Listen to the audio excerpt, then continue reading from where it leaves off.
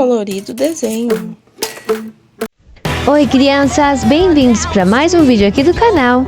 E hoje a gente vai colorir esse Monster Truck. Mas antes de começar o vídeo, já se inscreve no canal e deixa seu like nesse vídeo, para não perder os próximos desenhos.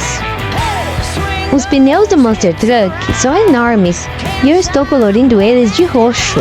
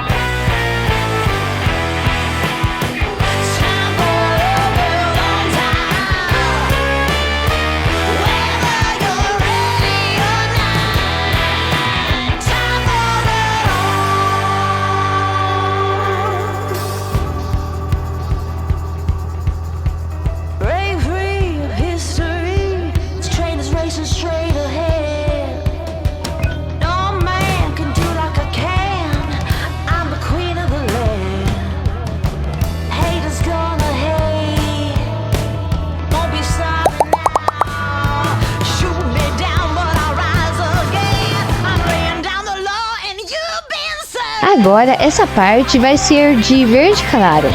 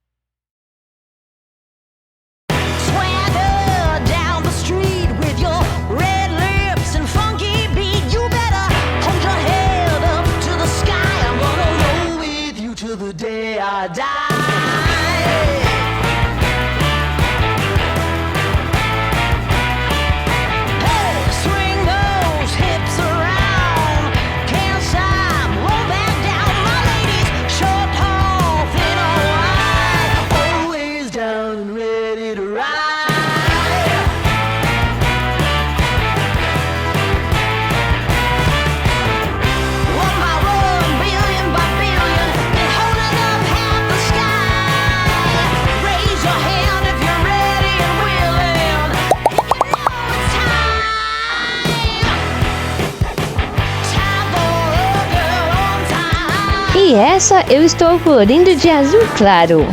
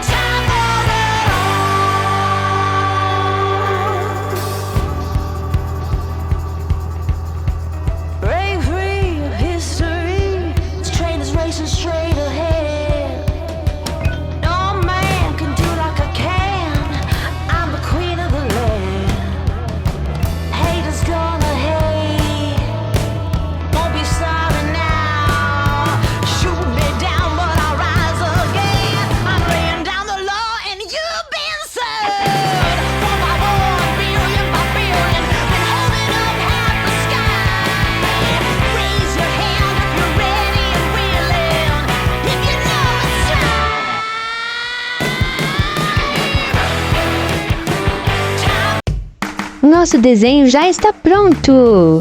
Vocês gostaram do Monster Truck? Eu espero muito que vocês tenham gostado. Então tchau e até o próximo vídeo!